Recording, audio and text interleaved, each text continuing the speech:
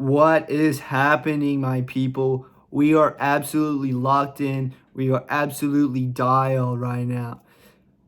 I'm going to be talking about my honest experience as a high ticket closer, a remote sales rep, an inbound closer, whatever you want to call it. Really doesn't matter. All right. As a high ticket closer, as an inbound closer, what was my experience? It was a pleasant one. Let's just say that. So let me take you all the way back to the very first introduction to this as a potential career path, what led me to it, and we'll get into how I actually transferred and my experience with it. So I was working a construction job. I'd finished my apprenticeship and wasn't enjoying it, wasn't really making a good income, couldn't really live off it. I kept working, and my income just wasn't going up. And that's when I started to listen to podcasts and really dive deep into how people actually make money and the skills required and studying millionaires and billionaires and things of this nature. There was a common denominator. I realized that most successful people know how to sell. A lot of millionaires and billionaires started in sales. And then I started to just watch sales content. And through that, I was like, damn, this is what I want to do. I want to be able to communicate effectively. I want to be able to articulate my ideas well. I want to be able to persuade. I want to be influential. I want all these things. And sales is a really, really good way to do that. So that is when I decided to join a few Facebook groups and try to find my first opportunity, right? And as I'm doing this, I actually couldn't find an opportunity I was doing Facebook groups at the time, but my mentor, my now mentor, reached out to me and said, blah, blah, took my call, and I basically joined his sales agency, right? So I didn't do this all on my own. I joined a sales agency. This is what I recommend everyone else does as well. I joined a sales agency. He trained me up. It was one training call a week. He trained me up. Within a month, I was doing the training sessions on the weekend alongside my job. Within a month, they called me and they offered me an appointment setting job. I started this appointment setting job. Most closers do start as setters at some point. And the first week in this appointment setting role, I made $600. I instantly quit my job. The next 2 weeks, my income went to zero, right? Appointment setting doesn't necessarily make that much money, especially if you're brand new and you're not on an amazing offer. So I made $600, quit my job, and now my income's $250 a week, and my rent was more than that. So I knew I was not looking good, brev. But I thugged that shit out. I had probably like 1 to 2K set aside to survive off, and I did that. Eventually, after setting for a bit, I was able to just sustain myself. It was very, very scary though. I didn't know if I was going to have to get a job again. Then I actually got offered a closing role. How it actually started was one of the closers couldn't make a call, asked me to take it. I took it and I closed it. So then they were like, fuck it, give this dude a role. He's a G. You know what I'm saying? So then when I got that role, this is kind of where I'll get into my actual experience as a closer. I would say for the first 1 to 2 months, you're not really going to make a lot of money because your sales skills aren't really that good. You're still nervous on calls and it gets very stressful, and you obviously doubt your expertise and things like that. So the first few months, you're not normally making that much money. You might get lucky with a couple of lay down sales where they already just want to buy and all you need to do is not fuck up, and even sometimes then you can still fuck up. So the first 1 to 3 months, I would say, is kind of you finding your feet, right? As long as you're not absolutely fucking everything up terribly, you're not going to lose your role. They want to give you that experience. They want to give you an opportunity to prove yourself. And I was making for the first 1 to 3 months, I would say between $600 to $1,000 Australian a week, which really isn't that much money.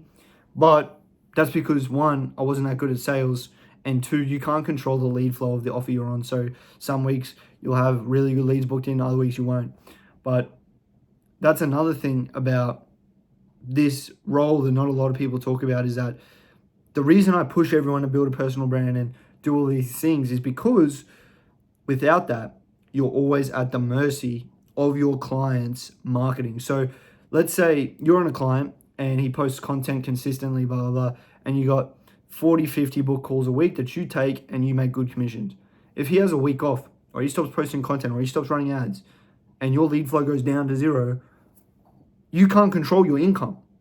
So as a closer, you can't really control your income. You can close more deals, but if the client isn't providing you with leads, there's nothing you can do about that. So if you can generate your own leads through a personal brand, that is the key to actually exploding your income as a sales rep. Then you can, even if you want to sell your own offer, do you understand? And the opportunities open up a lot as well. This is also why I tell people to post content, build a personal brand, because then when you're outreaching, you're trying to get a role, you're way more reputable. People already feel like they know you before they even have to think about hiring you. So that's another thing. Now, all of my roles and all of my opportunities that I ever got were through my network and my connections. I never did cold outreach. I never tried to use school or Facebook groups, except for that first time I did it, to get any of my opportunities. It was all through the sales agency that I joined, and it was all through the connections and the network that I had built through joining that sales agency. That's why I recommend it to anyone else, because it makes everything so much simpler, and nobody wants to hire an untrained, unexperienced sales rep anyway. So you got to think about this and go, I'm not trained, I don't have experience, I don't have any connections, I don't have a network. Why would someone hire me? That's kind of the realization that I came to, and I was like, let me just join a sales agency. Yes, it's going to cost some money, but at least I'm going to be able to raw dog my way in there, you know what I'm saying? So that was the first thing, getting the role, getting the opportunity. Then 1 to 3 months, you're trying to find your feet. You're trying to figure out, what the fuck am I even doing on a sales call? What is objection handling? Now, when I actually started to crack the code to sales and understand it, it was after about 3 to 4 months of sales calls consistently. Then you start to understand why people buy. You start to understand objection handling. I think it was about the 6 months mark where it actually like flicked like a switch in my brain to when I understood how to handle objections. And it's because I had training from the sales agency. People would watch my objection handling and go, this is fucking shit. This is what you're doing wrong. This is how to fix it. Then I would jump on the next sales call and fucking smash it, because I had just been taught exactly how to fix that problem. That's another reason why it's so important to have a training group, have people around you, because without that, how do you know? How do you know where you went wrong? How do you know where you went right? How do you know how to improve? You can watch your own stuff back, but you're not that guy yet. You're not a experienced sales rep. So it's just yourself, a dumbass, giving yourself a dumbass advice if you're watching your own stuff back. So you really need someone else to watch it back and roast you. And that's what actually made me better, getting roasted by people that were better sales reps than me. And when I cracked objection handling and I started to crack the code of sales, then I started hitting 10K months consistently. I was only solely making money from closing and appointment setting for about a year.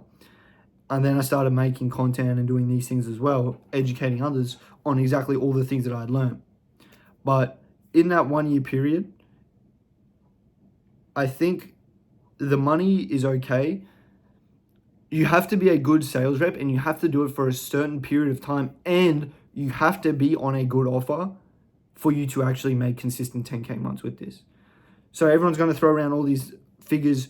You can make this much, you can make this much. If you actually want to make consistent 10K months with closing, you need to be really good at sales. You need to be on a really good offer.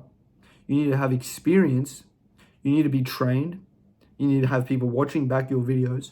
And if you do want to scale beyond that 10K month, you do need to be posting content and building a personal brand.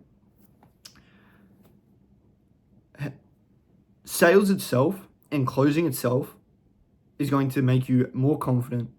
It's going to make you more concise, more articulate. And these are the things that I really enjoyed about it.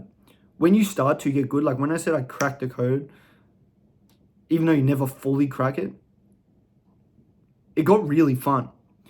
Closing gets really fun. You get a dopamine hit when you close a deal. When you get like a 5K paid in full or a 7K paid in full, it gets fun. And when you can start doing that consistently, I really started to enjoy and fall in love with the process of learning the art of sales and getting better. And the money was good, but this was also good. And I genuinely don't think there's a better career path for any young guys than doing this, bro, because it levels you up as an individual. What is going to teach you more resilience than getting no's and getting shit thrown in your face every single day? On these calls, right, you go 1 hour. You can have a day. I had days where I would have 7 calls booked in one day. 7 people take an hour of my time, and because whether I'm not good enough or they're a shitty prospect, whatever, you spend an hour of your time with someone talking about their goals, talking about their life, talking about their family, talking about everything about their life, building this relationship, building this connection, getting to the point now where it's time for you to try to give them something that's actually going to change their life, for them to go, I need to think about it. No, I don't want to. No this, no that, no that. And nothing's going to get you more comfortable and more used to rejection than sales and closing. So that's why I think, even financial stuff aside, this is one of the best things that you can do. It definitely really leveled me up as an individual. Sales and posting content and putting myself out there was by far the 2 best decisions I've ever made. So I don't think closing and sales is the be all and end all. Don't just do this for your whole life. You can, but you always want to build some sort of business around it, whether it's a sales agency or a sales online education company. But although it's not the be all and end all and the end game, it is the most necessary step. Without that, it's hard to do anything else. When you know how to speak and articulate your ideas and you know how to sell, you can sell anything, you can do anything. But without that, you're pretty much, what are you going to sell?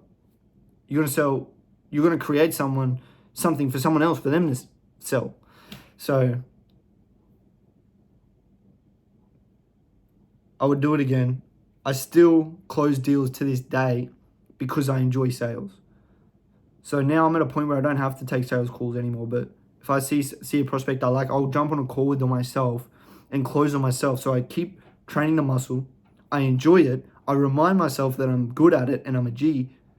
And it's just enjoyable.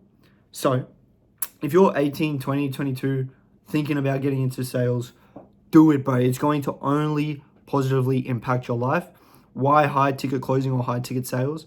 Because it is the best sales job you can get. You don't want to work in fucking car sales. You don't want to work selling life insurance. You don't want to sell shit. You don't want to be in a 9 to 5. This is the only job that gives you the ability to travel the world, do whatever the fuck you want, and make sales and just become an elite individual. Sales is so important. What is the best sales role? High ticket closing, inbound closing. Do it. That's the only advice I could give. Do it.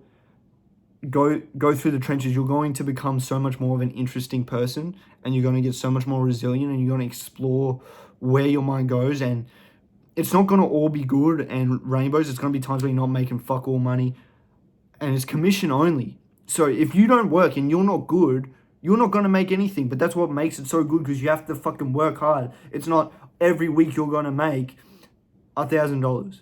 Come, check in, clock out, you're going to make $1,000. No, it's, if you do not work, you're not going to make fucking any money. I quit drinking and quit going out because I got into sales, because I would go out and party on the weekends, and then I wouldn't be able to close for 3-4 days because I feel fucked up and hungover. So I'm like, damn, I need to perform. I need to perform to make money.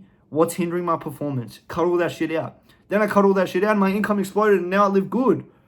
So I would recommend doing it if you want to live an extraordinary life, if you want to be an interesting individual.